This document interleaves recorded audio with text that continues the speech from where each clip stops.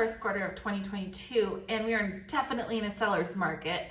Houses are flying off the shelf, and there are a plethora of buyers that are just hungry to start building equity and taking advantage of appreciation. Now, if you don't have the extra funds to cover appraisal gaps or to go significantly over asking, and you don't have the time for new construction in waiting 1 to 3 years for something to be built that's completely custom, then maybe buying a fixer-upper or something that needs a little bit of love might be a really great fit for you. Now you have two options with that. You can buy something and rip out the carpet yourself, take down this wall, do new paint, put on the new roof. You could do it yourself, or you can hire a contractor.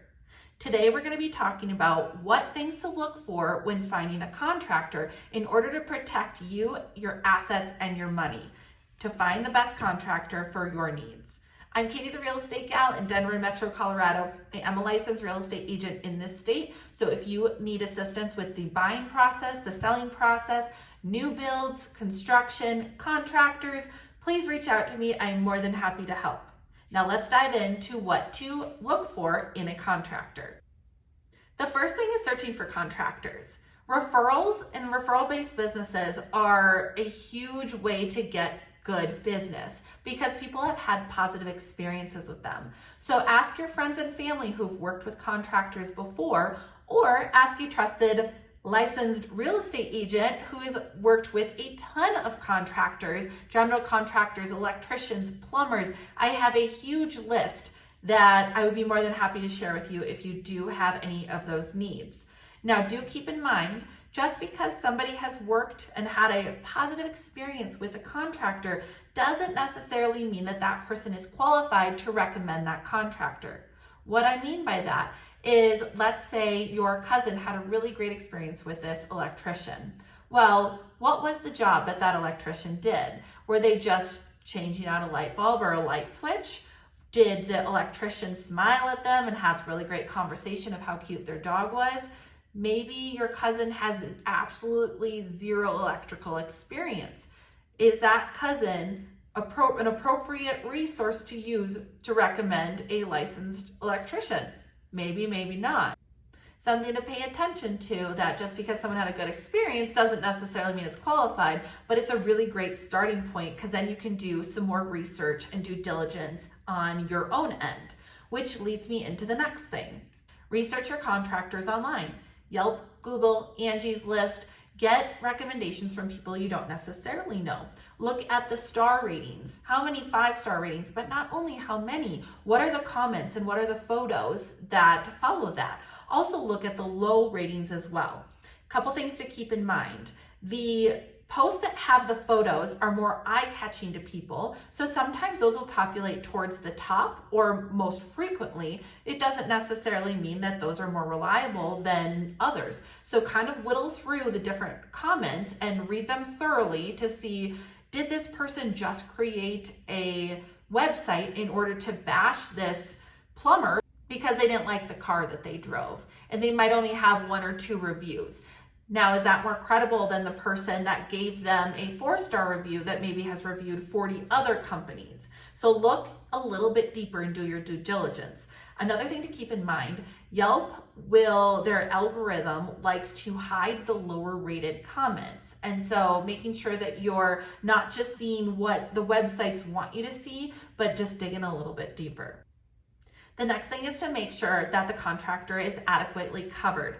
Most states, and I do have a list for you if you want that, please reach out to me. Most states have a website that you can go online and see if they are licensed, bonded, and insured. Just because they're licensed and bonded does not mean they're insured.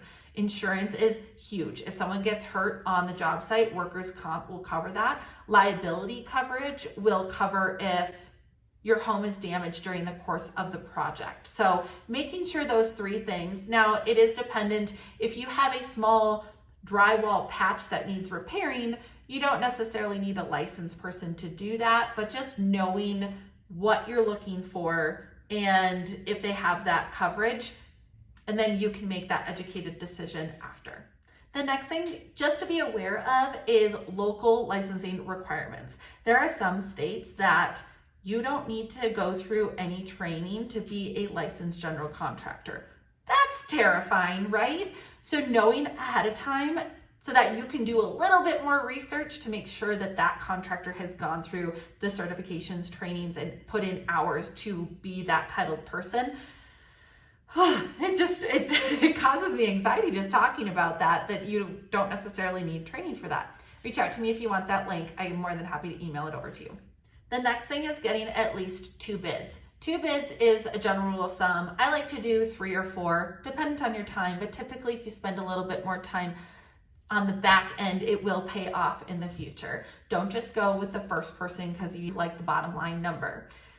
If you compare multiple bids, making sure that you are comparing apples to apples. It's very important that each of the quotes are broken down into what is included so that if you realize that the removal of debris is not included in the first quote, but it is in the second quote, well then looking at the bottom line is irrelevant because it does cost money to dispose of certain debris.